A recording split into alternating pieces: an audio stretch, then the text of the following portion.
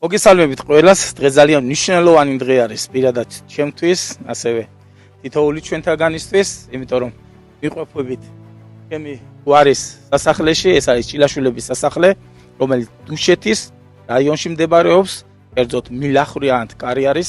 ეს სოფელი და მინდა რომ დეტალურად აგიხსნათ და გათვალიერებინოთ რა ხდებოდა მე-17 საუკუნიდან მოყოლებული რა ისტორიას ინახავს, თუნდაც ეს შენობა, თუნდაც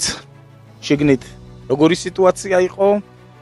მეფის ოჯახი პირდაპირ კავშირში იყო მეფის ოჯახთან, ერეკლე მეორესთან, მისი შვილი აქ იზრდებოდა და ყველაფერი ალბათ რაც დაკავშირებული არის ჭილაშვილების გვართან და აი ამ სასახლესთან, მინდა რომ დეტალურად ყველა ინფორმაცია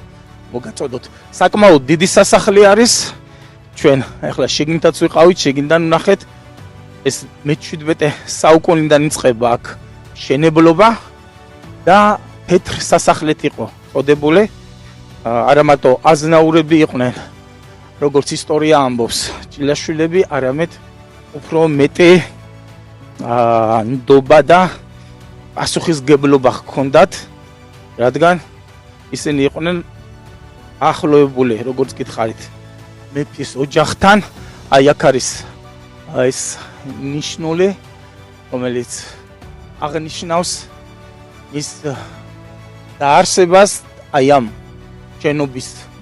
დასრულებას 1800 წელი არის მითითებული, როცა ეს დასრულდა. ასე რომ, მოდი შემოვიდეთ ჭილაშვილების სასახლეში და დეტალურად გავეცნოთ აქაურ ისტორიას.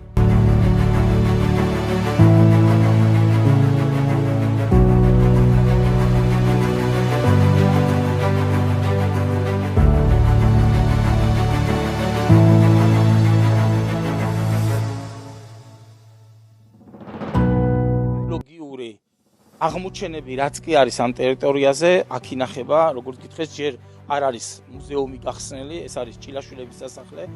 თეთრი სასახლეც ერქვა, ესე იგი როგორც ისტორია ამბობს, მე-17 საუკუნიდან იწყება აი აქ ჭილაშვილების ცხოვრება, იყო პირველი ეს კოშკი აშენებული, შემდეგ გლახა ჭილაშვილი, სხვა სახელით გაბრიელ ჭილაშვილად არის მოხსენებული. ბაბანას შვილი იყო და იმდენად დაახლოებულები იყვნენ ეს ოჯახი მეფის კართან, ერეკლეს კართან, რომ აქტიურად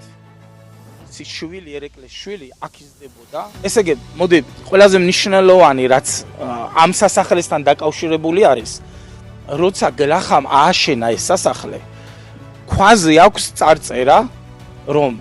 ერეკლეს ნებით აქვს აშენებული, ოღონდ ერეკლე, ალბათ ბევრმა თქვენთაგანმა და ისტორიკოსებმა იციან, რომ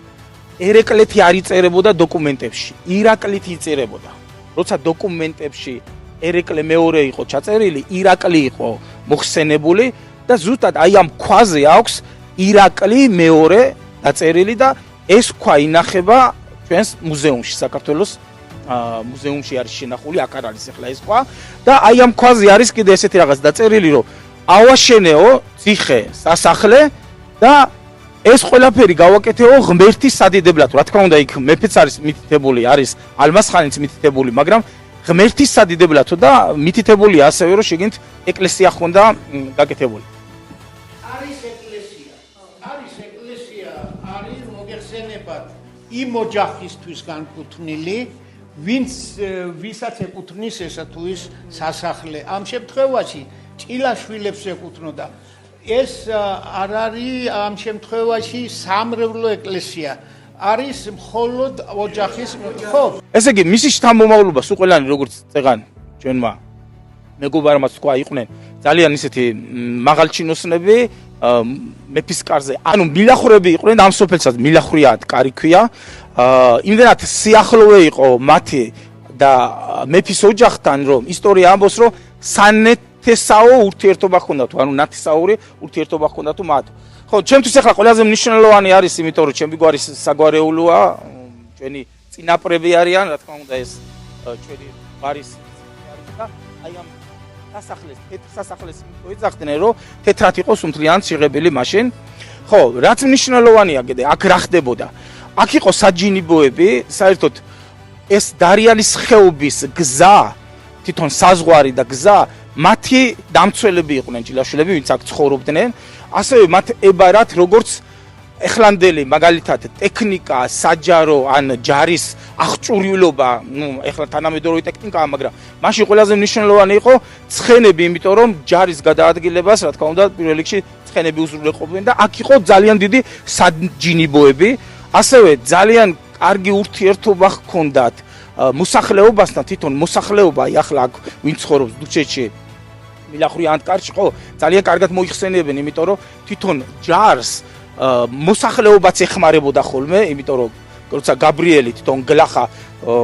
დარიალის ხეობაში უწევდა წასვლა, ან მეფის რომელიმე განკარგულება იყო, ან ბრძანება იყო, ან რაღაცა შესასრულებელი იყო, ხო? მათ ეხმარებოდნენ ასევე სოფლის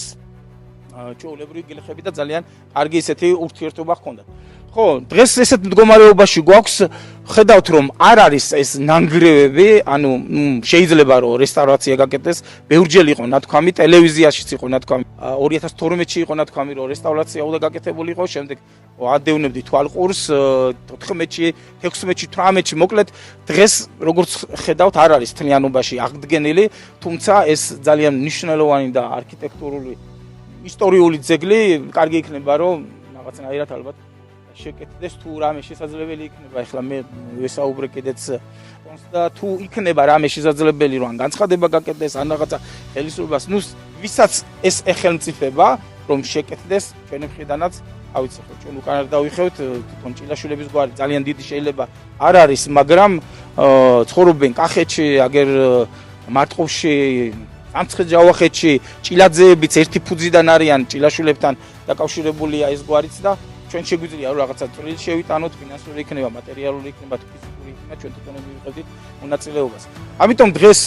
ჩამოვედით აქ, ნახულობთ აი ამ ადგილას, ვეცნობით ისტორიას, არის კიდე ბევრი რამ დაკავშირებული ამ ოჯახთან, როგორც წეგანაც ვახსენეთ, ერთ-ერთი პიროვნება, რომელიც საკმაოდ ცნობილი არის, ეს არის კონსტანტინე ჭილაშვილი, რომელიც იღებდა ბულგარეთის განთავისუფლების ბრძოლაში. შიფტის უღელტეხილზე აქვს მას მონაწილეობა მიღებული და იმის შემდეგ, რა თქმა უნდა, ჩვენ ვიცით, რომ ბულგარეთი თავისუფალი იყო ოსმალეთის შემოტევიდან და ეს ამ ბრძოლაში აქვს მიღებული მონაწილეობა, გმირის, ბულგარეთის გმირის წოდება აქვს მას და ასევე, როგორც წეგანაც თქვით, ქუჩაც არსებობს